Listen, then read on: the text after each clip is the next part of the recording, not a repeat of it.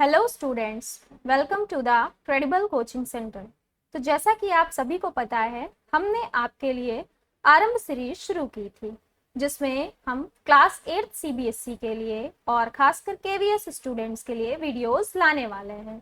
तो पिछली वीडियोस में आपने देखा था, मैं कंटेंट लेके आई थी, कुछ वीडियोस मैंने बनाए थे, टॉपिक्स डिस्कस हुए थे। आज की वीडियो में आपके सामने मैं कुछ मल्टीपल चॉइस क्वेश्चंस लेकर आई हूँ, जो आपके आने वाले एग्जाम्स में काफी ज्यादा काम आएंगे। तो चलिए शुरू करते हैं आज के क्वेश्चंस।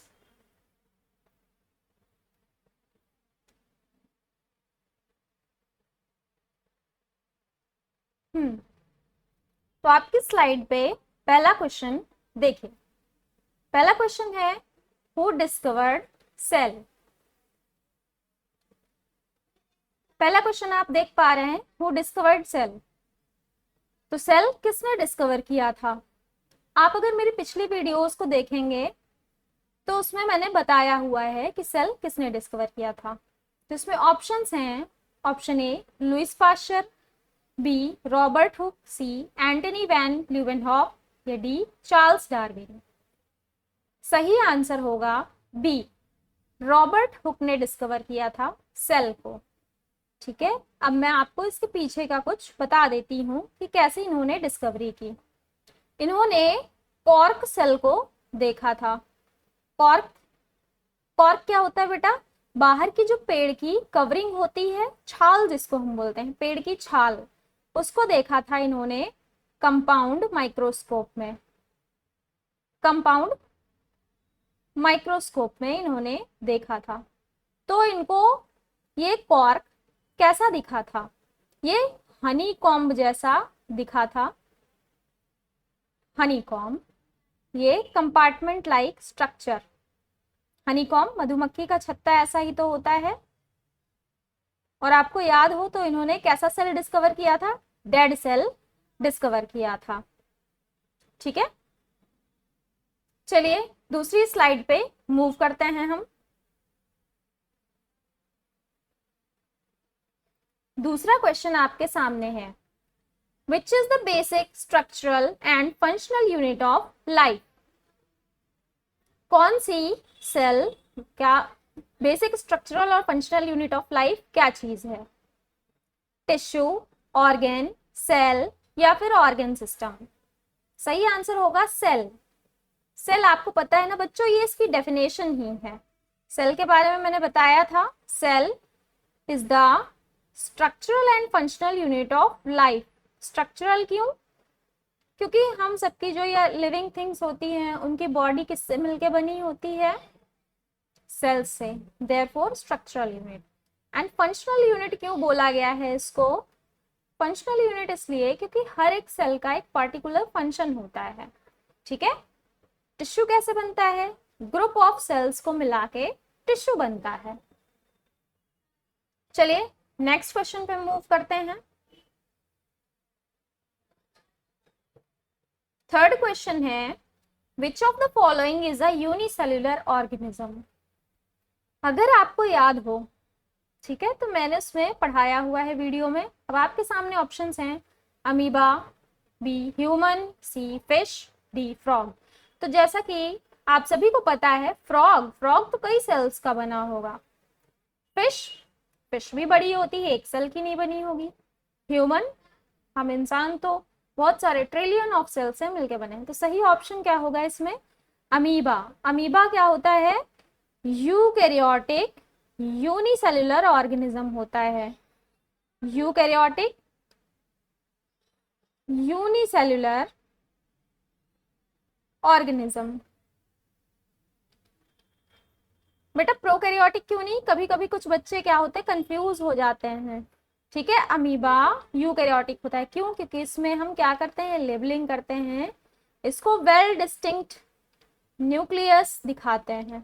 ठीक है, well distinct nucleus, well defined nucleus है इसके पास, दैट्स व्हाई यूकैरियोटिक। ये यूकैरियोटिक का कैरेक्टरिस्टिक फीचर है। चलिए नेक्स्ट स्लाइड पे मूव करते हैं। नेक्स्ट क्वेश्चन है हमारा, control centre of the cell is. ठीक है, सेल में कौन, इसको सेल की सारी एक्टिविटीज को कौन कंट्रोल करता है? ऑप्शंस है हमारे cytoplasm, B nucleus, C cell wall, D mitochondria. सही आंसर क्या होगा? न्यूक्लियस। ठीक है, ऐसा क्यों बच्चों? क्योंकि आप सभी को पता है, मैंने एनिमल सेल ड्रॉ किया था तो उसमें मैंने बताया था कि सेंटर में न्यूक्लियस होता है। ठीक है, और न्यूक्लियस क्या करता है? हमारे सारी मेटाबॉलिक एक्टिविटीज को कंट्रोल करता है। ये एंडोप्लाज्मिक रेटिकुलम बना रही हूं मैं, इसके अंदर क्रोमेटिन थ्रेड है हमारा। ठीक है, तो इसको हम बोल देते हैं न्यूक्लियस। सारी मेटाबॉलिक एक्टिविटीज, दैट मीन्स सारी जो एक्टिविटीज लाइक सेलुलर डिवीजन हो गया, सेल का रिप्रोडक्शन हो गया, न्यूक्लियस ही परफॉर्म करवा रहा है। Therefore nucleus is considered as control centre of the cell. Next question पे चलते हैं। नेक्स्ट क्वेश्चन है, what part of the cell controls what enters and exits? ठीक है, अब इस क्वेश्चन का मतलब क्या है? What part of the cell, cell का ऐसा कौन सा पार्ट है जो चीजों के अंदर जाने और बाहर जाने को कंट्रोल करता है? ठीक, एंटर एंड एग्जिट। ठीक है, मतलब कौन सा सेल का ऐसा पार्ट है जो एंटर एंड एग्जिट थिंग्स की कंट्रोल करेगा? साइटोप्लाज्म, ए ऑप्शन साइटोप्लाज्म है, B nucleus, C cell membrane, D cell wall. तो आप सभी को पता है साइटोप्लाज्म, बेटा मैंने बताया था cytoplasm is cytosol plus organelles. तो ये तो कंट्रोल करेंगे नहीं। न्यूक्लियस तो सारी एक्टिविटीज को कंट्रोल कर रहा है, बट एंटर एंड एग्जिट को ये कंट्रोल नहीं करता है। इसके बाद आता है सेल मेम्ब्रेन। मैंने आपको बताया था cell membrane is considered as the boundary, है ना? ठीक है, बाउंड्री कंसिडर करते हैं हम इसको। तो ये सेल को क्या प्रोवाइड कर रहा है? एक स्ट्रक्चर भी प्रोवाइड करता है, प्रॉपर शेप भी प्रोवाइड करता है। ठीक है, देयरफॉर सेल मेम्ब्रेन। ठीक, यही यहाँ पे जैसे CO2 हो गया एंड ऑक्सीजन हो गया। ठीक है, ऑक्सीजन की एंट्रेंस के लिए रिस्पॉन्सिबल होगा और CO2 के रिमूवल के लिए, CO2 को ब्लड में पास करेगा। ठीक है, सेल वॉल बेटा प्लांट सेल्स में पाई जाती है। ठीक है, ये डेड होती है आउटर मोस्ट कवरिंग। ठीक है, और हाँ एक और कैरेक्टरिस्टिक फीचर सेल मेम्ब्रेन के बारे में, ये सेमी परमिएबल मेम्ब्रेन है। क्या है? Semi permeable membrane. ठीक है, नेक्स्ट क्वेश्चन, क्वेश्चन नंबर 6 देखिए यहाँ पे, plant cells differ from animal cell in having. ठीक है, ऑप्शंस क्या दे रखे हैं? इस क्वेश्चन का मतलब है प्लांट सेल्स एनिमल सेल से कैसे डिफर करते हैं? ऐसा क्या चीज है इन ऑप्शंस में से जो प्लांट सेल के पास तो है या एनिमल सेल के पास नहीं है, या फिर एनिमल सेल के पास है तो प्लांट सेल के पास नहीं है? चलिए ऑप्शंस देखते हैं। ऑप्शन ए है nucleus, option B cell membrane, option C cell wall and chloroplast, option D mitochondria.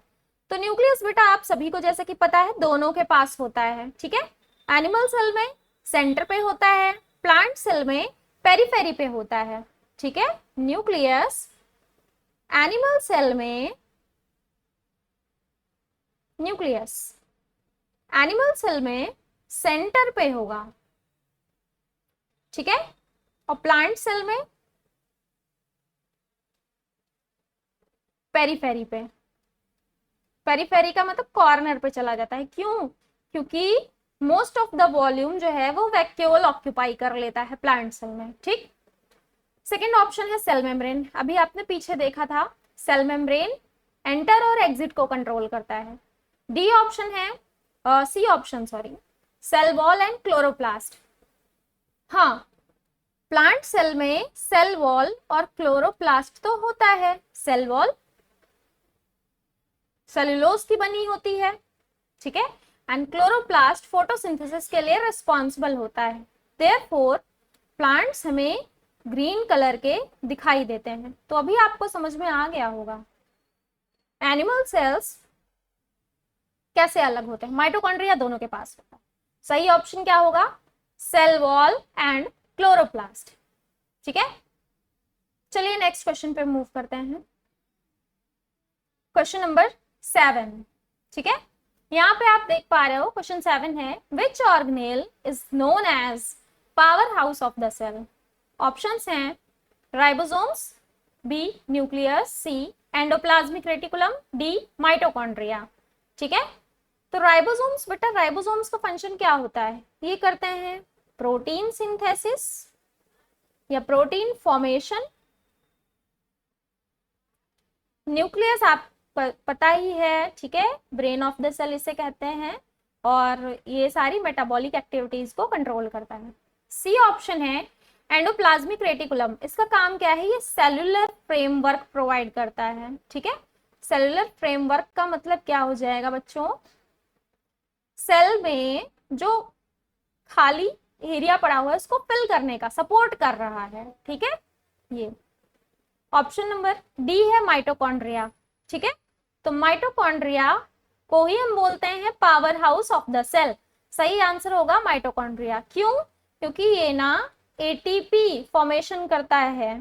ठीक है, एटीपी फॉर्मेशन, एटीपी क्या होता है, एडिनोसिन ट्राइफॉस्फेट, इसको हम क्या बोलते हैं, energy currency of the cell.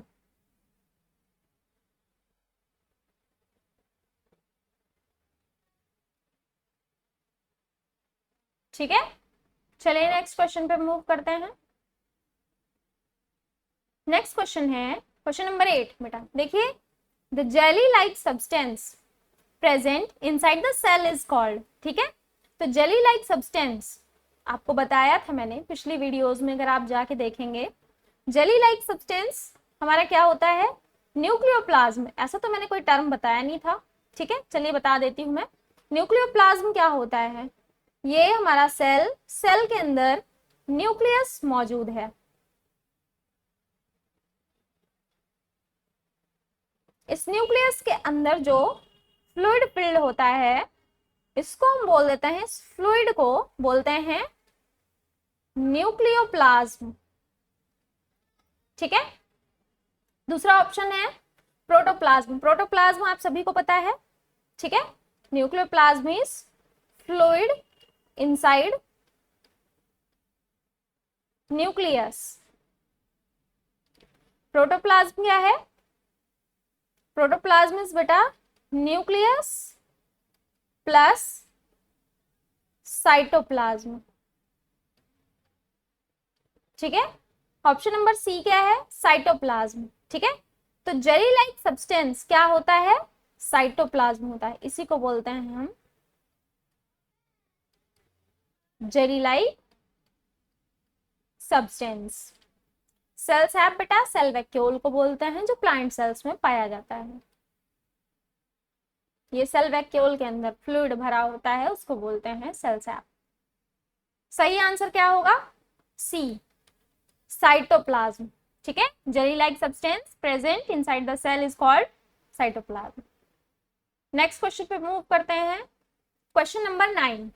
ठीक है, क्वेश्चन नंबर 9 क्या कह रहा है, which of the following sales has a long thread like shape. ठीक है, इनमें से कौन सा सेल लंबा थ्रेड जैसा होता है। ठीक, तो ऑप्शन नंबर ए है red blood cells, option B nerve cells, option C white blood cells, या ऑप्शन डी मसल सेल्स। ठीक है, तो थ्रेड लाइक देख लेते हैं बेटा। आरबीसी का रेड ब्लड सेल्स का शेप कैसा होता है, सर्कुलर है ना, ये सर्कुलर बाई कॉनकेव। इसको अगर हम ऐसा देखेंगे तो असली शेप ऐसा आएगा। ठीक है, नर्व सेल यही थ्रेड लाइक होती है, लंबी सी, इसका डायग्राम कुछ ऐसा होता है।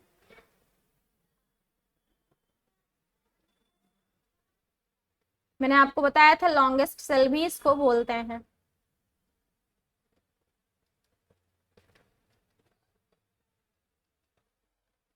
ये इसका न्यूक्लियस, और ये डेंड्राइट्स, इनको बोल देंगे नर्व एंडिंग्स।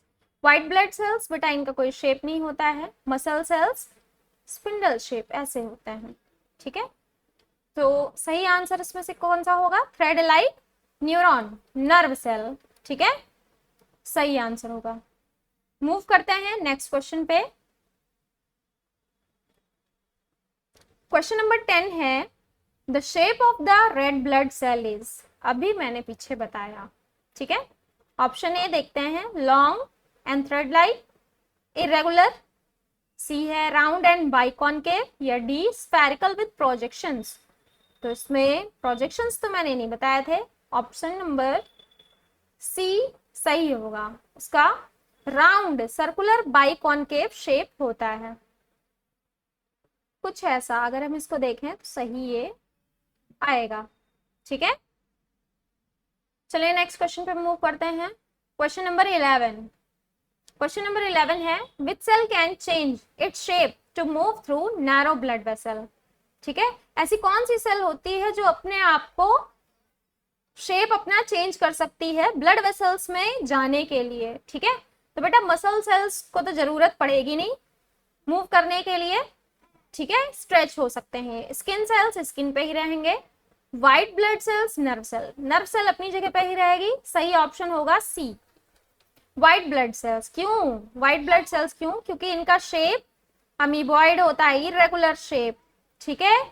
तो ये क्या करते हैं, ब्लड वेसल से निकल जाते हैं, ठीक है, स्क्वीज कर जाते हैं, स्क्वीज आउट, ठीक है। एक प्रोसेस होती है जिसको हम बोल देंगे ऊजिंग आउट, ठीक है। और निकल के किसमें चले जाते हैं, एक्स्ट्रा सेलुलर फ्लूइड्स में, लिम्फ फॉर्मेशन के लिए, या डायपिडासिस की प्रोसेस हम बोल सकते हैं। खैर ये सब आप हायर क्लासेस में पढ़ेंगे, ठीक है। तो चलिए नेक्स्ट क्वेश्चन पे मूव करते हैं। क्वेश्चन नंबर 12, क्वेश्चन नंबर 12 क्या कह रहा है, which of these cells is responsible for movement in our body, ठीक है।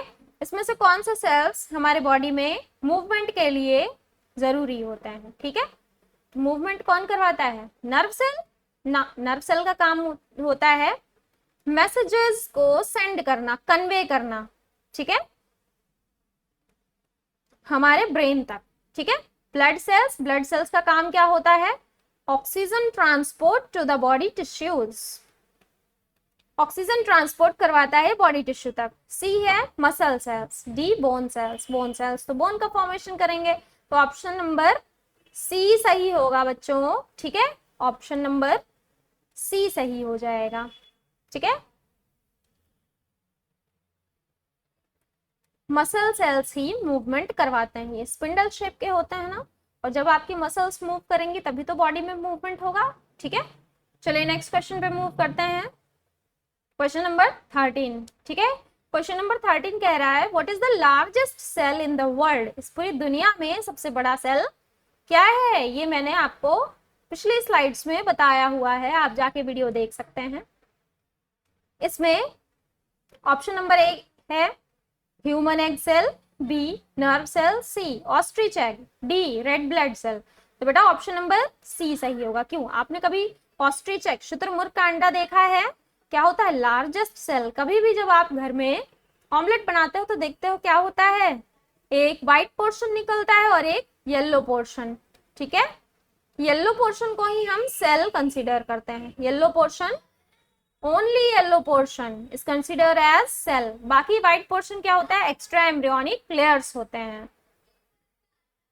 चलिए नेक्स्ट क्वेश्चन पे मूव करते हैं। क्वेश्चन नंबर 14, ठीक है। क्वेश्चन नंबर 14 है which of the following is the smallest cell in the human body. पिछली स्लाइड में हमने पढ़ा लार्जेस्ट सेल ऑस्ट्रिच एग, अभी हमको स्मॉलेस्ट सेल पढ़ना है। क्वेश्चन को ध्यान से देखिए, स्मॉलेस्ट सेल ह्यूमन बॉडी में, तो ह्यूमन बॉडी में ओवरऑल नहीं पूछा है, देखिए ह्यूमन बॉडी में ऑप्शन ए है व्हाइट ब्लड सेल्स, बी है muscle cells, C nerve cells, D red blood cells, ठीक है। तो स्मॉलेस्ट सेल बेटा कौन सी होगी, है option D red blood cells, ठीक है। आरबीसीज बहुत छोटे होते हैं, क्यों, सरफेस एरिया को मैक्सिमाइज किया जा सके, ऑक्सीजन बाइंडिंग बहुत ज्यादा की जा सके, ठीक है, इसलिए। नेक्स्ट क्वेश्चन, क्वेश्चन नंबर 15, ये कह रहा है what is the smallest cell known in the world in terms of size. अभी हमने पिछली स्लाइड में क्या पढ़ा था, smallest cell of human body, अभी हम देख रहे हैं smallest cell in the world, ठीक है, पूरी दुनिया में। साइज के टर्म्स में बात करें बेटा, ठीक है, ऑप्शंस दे रखे हैं अमीबा, बैक्टीरिया, सी माइकोप्लाज्मा, डी वायरस। तो सबसे छोटी सेल अगर all over the world. Size में देखी जाए तो ऑप्शन सी माइकोप्लाज्मा। माइकोप्लाज्मा क्या होता है बेटे? ये माइक्रोब्स होते हैं, ठीक है, कुछ छोटे छोटे माइक्रो ऑर्गेनिजम्स, ठीक है, प्रोटीन कंटेन करते हैं ये माइक्रोब्स। और इनकी जो सेल मेम्ब्रेन होती है वो 3 लेयर्स की बनी होती है, ठीक है। Cell membrane is triple layer. ये अंदर इसका डीएनए जेनेटिक मटेरियल।